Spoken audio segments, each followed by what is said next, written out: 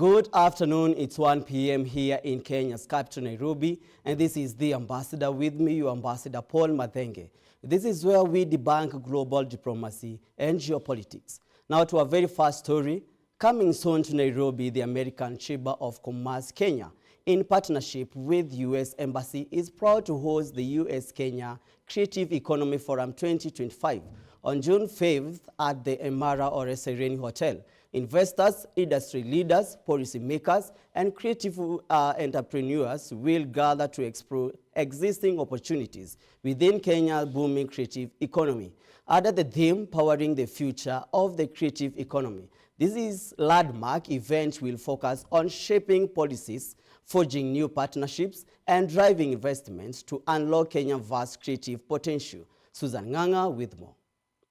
The American Chamber of Commerce Kenya, in partnership with the United States Embassy, is set to host a major investment forum in Nairobi. The U.S.-Kenya Creative Economy Forum 2025 will take place on June 5th at the Emara Ole Sereni Hotel.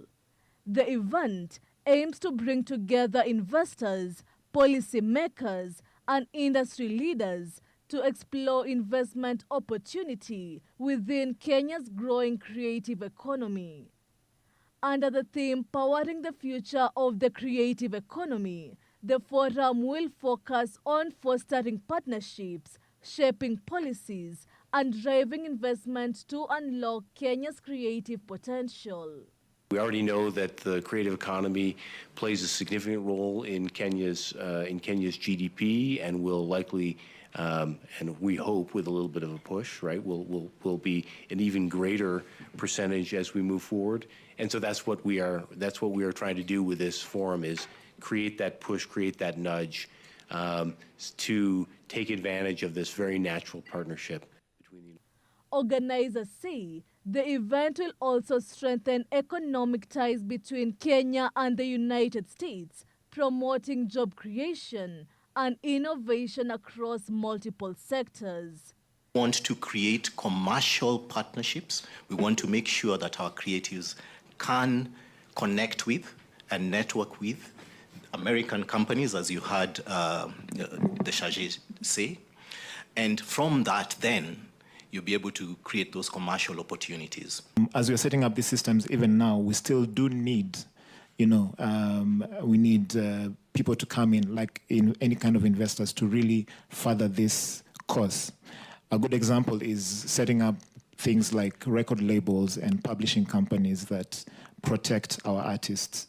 This forum is part of ongoing efforts by the American Chamber of Commerce to boost trade and investment between the two countries.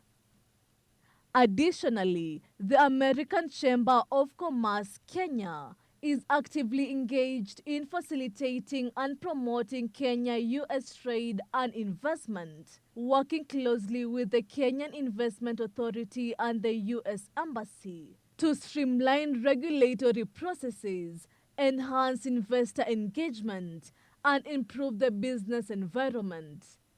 This includes discussions on expanding investment opportunities across various sectors such as healthcare, financial services, and renewable energy, as well as strengthening trade agreements like AGOA, that is, African Growth and Opportunity Act.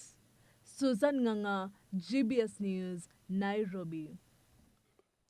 Prime Cabinet Secretary and Cabinet Secretary Foreign and Diaspora Affairs, His Excellency Musalia Mudavadi, hosted a Zambian Parliamentary Committee on Parastatal Boards led by Dr. Chitalu Chilufya during their benchmarking visit to Kenyan National Assembly.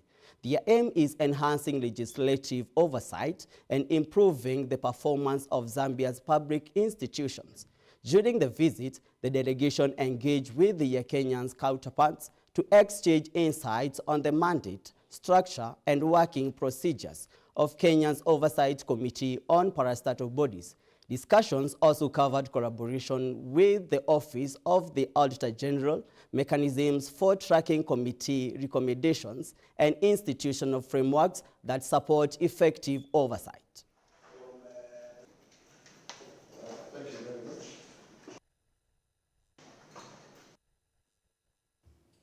sure you are familiar with the famous saying that corruption fights back.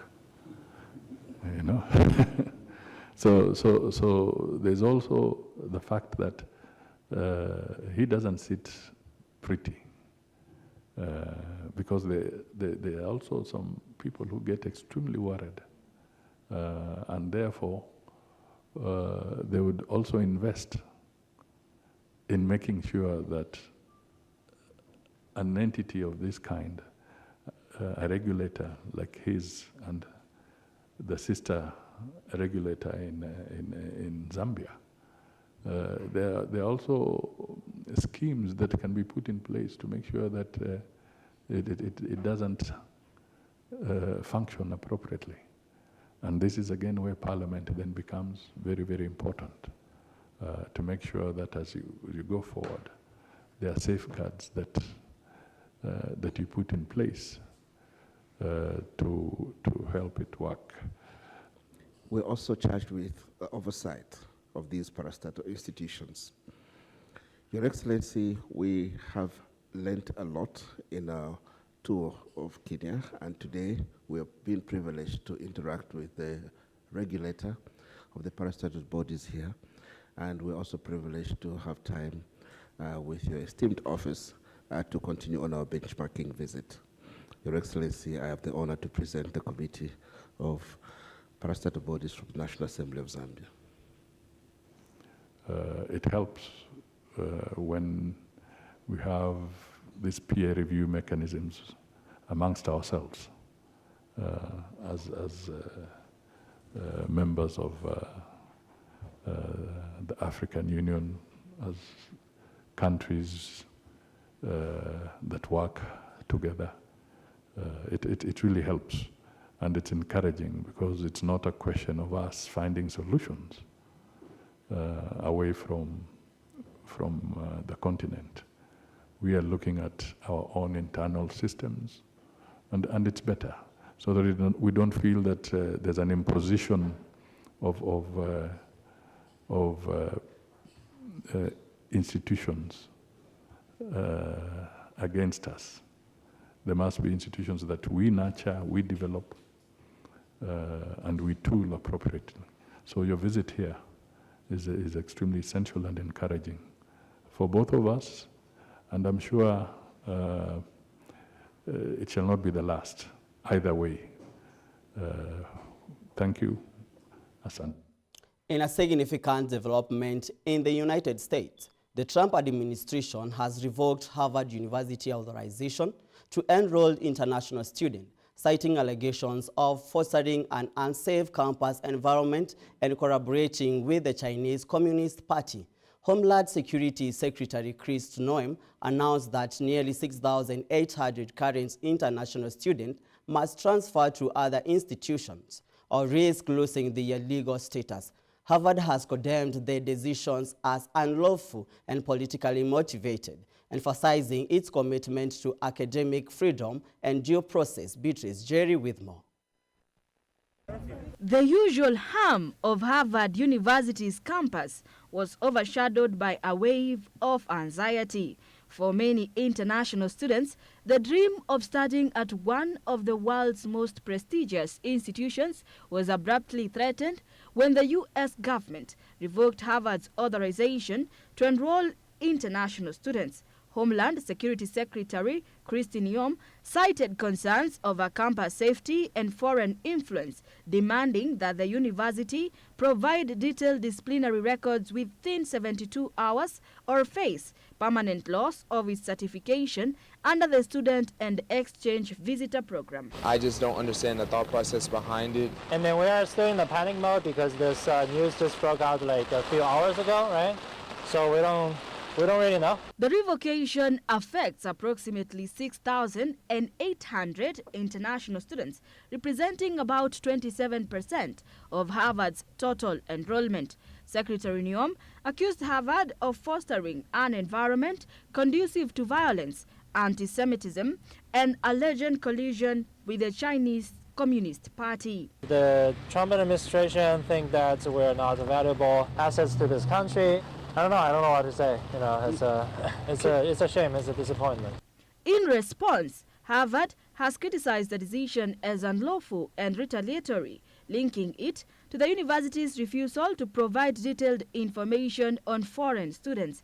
The university is expected to challenge the decision legally, emphasizing its commitment to its international community and institutional independence. This development marks a significant escalation in the Trump administration's ongoing campaign against liberal academic institutions. The government had previously frozen $2.2 billion in federal funding to Harvard and cut $60 million in grants over allegations of anti-Semitism. Immigration advocates warn that the policy unjustly harms thousands of students and is politically motivated. As the situation unfolds, the global academic community watches closely, with many concerned about the broader implications for academic freedom and treatment of international students in the United States. Beatrice Wangoi, The Ambassador News. After nearly 8 days of total blockades of humanitarian assistance, families in Palestine are seeing glimmers of hope as they face extreme hunger and risk of starvation. A handful of bakeries are now operational in South and Central Gaza. However, far more bakeries are now needed to be up and running across the Strip in order to push back hunger. According to World Food Programme, the latest food assistance is just a drop in the bucket given the massive needs. World Food Programme calls for a secure environment and faster facilitation of permission and approvals to allow it to scale up assistance. Some aid's finally reaching Gazans in desperate need, but it's moving far too slowly. And it's only a drop in the bucket, a teeny tiny drop in the bucket. We urgently need faster clearances and unrestricted access to get the food into the hands of the people on the brink of starvation. Humanitarian agencies need immediate, unrestricted, and safe access to flood Gaza with life-saving aid.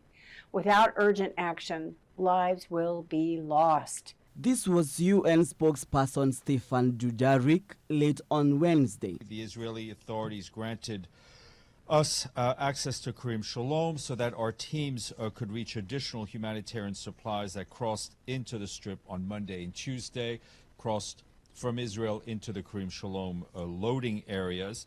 Other critical items such as hygiene products or fuel have not been allowed in by the Israeli authorities into Karim Shalom.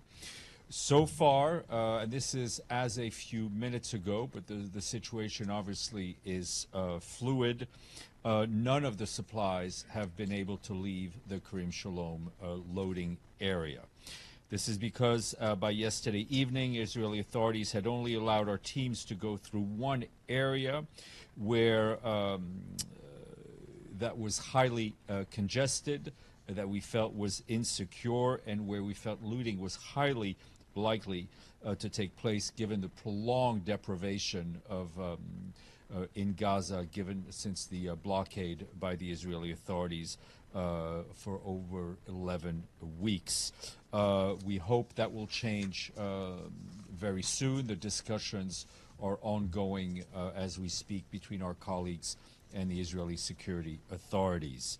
Israel said it allowed 100 trucks into the enclave on Wednesday, 2 days after announcing its first relaxation of the aid blockade it imposed.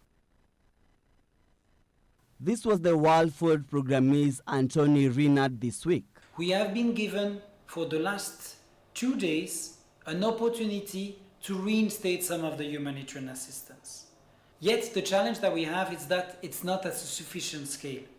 The trucks that have arrived in Gaza are still within Gaza, but just at the platform at Kerem Shalom.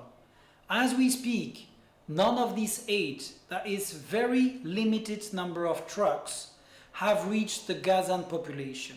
There are 2.1 million people that are in what we call food crisis, out of which a quarter of the Gazan population is actually at the risk of famine. الناس من الصبح جاية من الساعة 7 بتلاقيش شيء زي ما انت شايف كلهم طناشيرهم فاضيه كله. يعني كل شعب غزه بيجي هنا على التكيه، لا في طحين ولا في اكل ولا في اشي. بدنا نعيش، جوعنا، كله موعد كله موعد كله موعد. بدي يخش مساعدات، فيش مساعدات، فيش اشي. احنا في مجاعه، احنا بدنا نعيش. كفانا كذب كفانا كذب.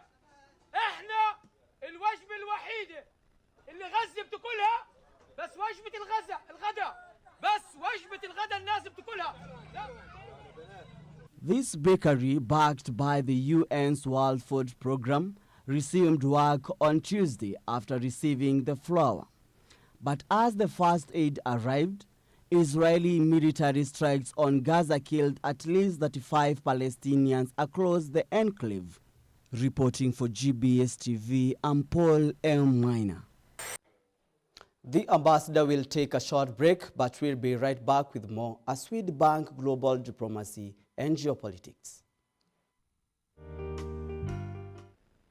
So today's topic is Rising Stars, young people who create, influence, and inspire. So on an honest note, creating is hard work, and there are people who I see their work and they're constantly pushing themselves. Okay.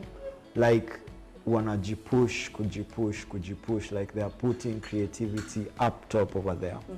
I think no one also prepares you for the fact that the better you become. Your networking is also very good. You see, there are people who have passion for, videography, creating videos, editing. There are people passionate about that. If you are someone who talks and you meet people and you love people, you'll definitely meet someone who's just waiting to shoot you. But also in terms of what I put out, it goes back to what are your values. Okay. What are your values, what are your beliefs? So as much as this is trending, yes, that is trending. Does it align with your values? Does it align with your beliefs? You can be a star without the star position. Aibu. Si lazima ukue hapo mbele ya watu. Si lazima wewe ndo ukue star, ndo ukue star. Hata ukiwa hapa chini, wewe bado ni star. And as she has said, discipline is a big thing.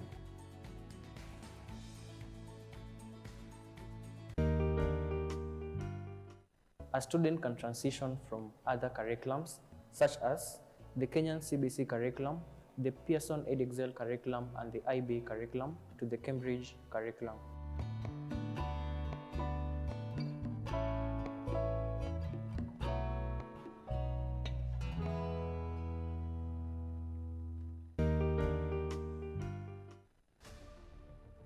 Anza wiki yako kwa njia sahihi kwa GBS Jumatatu.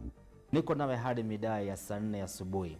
Kwanza niseme asante kwa kuzidi kufuatilia na kutazama vipindi vyetu ambavyo huwa tunakuandalia hapa ndani ya GBS TV Jumatatu. People are now seeing the money that have been given to church as a bribe. Jiunge nasi kila Jumatatu asubuhi kuanzia saa 1:30. Nimesikia mwenzangu akifanya hesabu hapo ya vile ambavyo miungano zitakuwa. Ruto is going to fail whether with Raila or without Raila. Kuna mahali anakosea akisema ati Raila na Ruto wataungana. Hakuna kuungana iko hapo, ndugu yangu, acha nikwambie ukweli. Hadithi za kunoga. Ukiangalia Wakenya, wananchi wa Kenya, pia hao maisha yao imedhulumiwa kwa kuongezwa kwa taxes, ziko very high taxes. So the statement by Rigathi Gachagua is just statement ya kumcheck that we can see you you can see between the lines. Na mazungumzo yenye nguvu ya kukuletea utulivu kwa wiki yako. Ati Raila ataingia UDA. Hiyo ni ndoto. Mimi yote nasema hawezi, sababu nasema hivi mheshimiwa, ikiwa Raila itakuwa, mimi naona itakuwa hadi saa 4 za asubuhi kwa majadiliano ya kusisimua. Mheshimiwa Rais William Samoei Ruto ajue ya kwamba sasa yeye ni president wa Kenya. Sio mambo ya kufanyia wana Kenya mzaha. Kupoteza biashara kwa siku moja katika CPD, nafikiria ni jambo ambalo ni rahisi. Usikose, ingia kwenye GPS TV. Anza Jumatatu yako kwa kusudi. If the government does not spend, my brother, hakuna maendeleo inaonekana, hakuna barabara zinatengenezwa, hakuna dawa kwa hospitali. My friend, economies will not grow. Tuonane panapo majaliwa yake Mwenyezi Mungu. GPS Jumatatu, palipo mjadala wa leo na mwelekeo wa kesho. Everywhere, GBS. Welcome back to the Ambassador as we continue to break down the development news for you. Now, a major political development in Nigeria as President Bola Tinubu has been endorsed by the ruling All Progressive Congress to run for the second term in 2027. The announcement, made during a party summit in Abuja, comes as Tinubu marks 2 years in office. His presidency has been defined by bold economic reforms that have drawn both international praise and domestic backlash, with the opposition in disarray. The Tinubu's path to re-election may be clear but not without challenge. Elvis Muyodi with more. President Bola Tinubu has secured the backing of Nigeria's ruling party All Progressive Congress APC to run for a second and final term. The announcement came at a summit in Abuja, marking the second anniversary of his presidency. Let me first of all commend Mr. President and the leadership of our party for this important event. Today our party is a toast of the nation. Everyone wants to be part of this APC family. And this is not a coincidence. It's about strong leadership, the leadership of Mr. President. Looking back to the months preceding our national convention in 2022, I can comfortably say that we made the right choice. As events have shown so far, we clearly settled for a leader who takes all the right boxes. Tinubu, who won the 2023 election amid rigging allegations, which were later dismissed by the courts, now sets his sights on the 2027 vote. Those who did not support me, you have nothing to fear. I hold no grudges and grievance. Since taking office, Tinubu has introduced major economic reforms, including ending Nigeria's decades-old fuel subsidy and floating the naira. The president combines two important characters of greatness: approachability and authority. It has paid off for our party and for every discerning Nigerian. I therefore thank Mr. President for this bold vision of sustainable economic growth of Nigeria. We thank him for the unmatched infrastructural blueprint for Nigeria and his efforts in recalibrating the economy and putting Nigeria on solid footing. Despite growing public frustration and ongoing security concerns, Tinubu remains a dominant political figure. His international profile has risen, notably after meeting French President Emmanuel Macron last year. Meanwhile, a fractured and weakened opposition continues to struggle with internal divisions and high-profile defections. Elvin Muyodi, GBS News. The Democratic Republic of Congo's Senate on Thursday voted to lift the immunity of former President Joseph Kabila, whom the government accuses of supporting a Rwanda-backed militia in the mineral-rich East. 88 senators voted in favor and 80 opposing. Joseph Kabila, who has been outside the country since 2023, was not present in the chamber at the time of the vote, while his entourage will not reveal his current whereabouts. The upper house's speaker, Jean-Michel Samalukonde, declared that by the vote, the Senate had authorized the prosecution and lifting of Joseph Kabila's immunity. This follows a request from the Justice Minister last month, asking the military courts to investigate Kabila's direct direct involvement with the AFC M23 rebel movement amid rising violence in Eastern Democratic Republic of Congo. The military prosecutor accused Kabila of treason, war crimes, crimes against humanity, and supporting insurrection. On leaving power, Kabila became the first former DRC leader to obtain the honorific title of Senator for Life, and with it, parliamentary immunity. To allow legal proceedings to move forward, the Congolese Army's public prosecutor lodged a request from the Senate to lift that privilege. The accusations against Kabila were based partly on testimony from opposition figure Eric Nkuba, who claimed to have overheard the former president urging M23 leaders to remove Tshisekedi via a coup. The decision sparked mixed reactions. Senators from the ruling UDPS party stressed that by lifting immunity does not mean guilt. Senator Jules Lodi of President Tshisekedi's UDPS party underlined that the Senate's vote did not constitute a conviction and that Kabila was presumed innocent, but added that no Congolese was above the law. Former UDPS Senator Jean Tshisekedi called the vote historic, describing the accusations as serious threats to the nation. Kabila responded quickly on social media, posting on X, which he called the Senate's decision a desperate political act, criticizing it for being rushed and lacking respect for institutional balance. This is Jeff Abuki, GBS TV News, Nairobi. Princess Kate officially named the Royal Navy warship His Majesty's Ship Glasgow by smashing a bottle of whiskey against its hull. The ceremony was attended by Prince William at the BAE Systems shipyard in Scotland yesterday. Victor with more.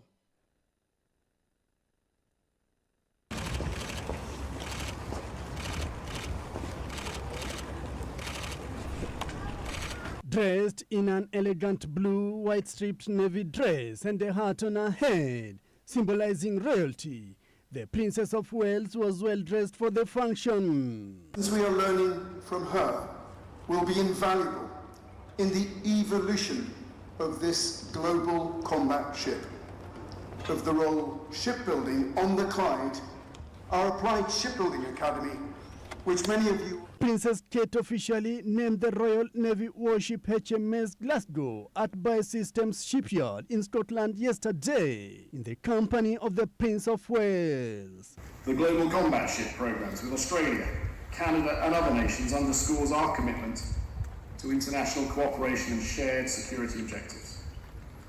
So in closing, I want to reiterate my thanks to everyone here and behind the scenes that has enabled us to reach this important milestone. To me, this ceremony upholds the proud traditions of the Royal Navy and ensures that the legacy of HMS Glasgow endures for generations to come. And in her usual characteristic poise, she declared, I have the pleasure to name this ship HMS Glasgow. May God bless her and all who sail on her. Then the day's moment came when the princess released a bottle of whiskey against the hull of HMS Glasgow. She pressed a button triggering an arm holding the single malt which crashed into the great steel-like vessels, the first of 8 Types 26 anti-submarine frigates to be built in Glasgow.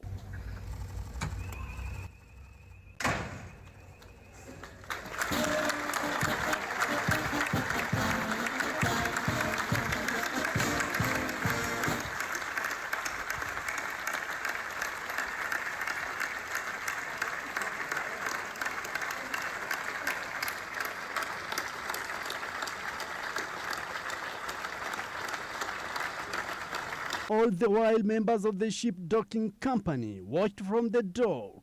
After the naming ceremony, the royal couple made their way to the BAE Shipbuilding Academy, where they met young apprentices and recent graduates who are the future technicians of the British Shipbuilding Company. So I used this when I initially came on site as part of the induction course after my first year of college. Just pull that up and it was just scrolling. I would just put it to hand.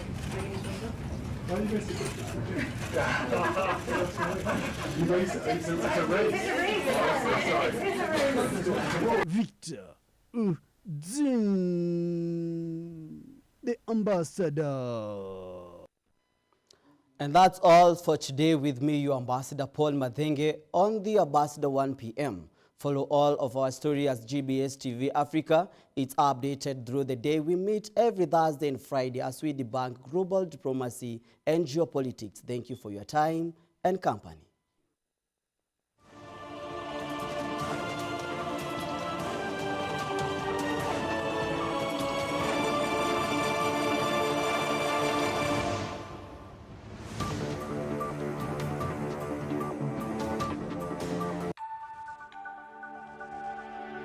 Everywhere, GBS.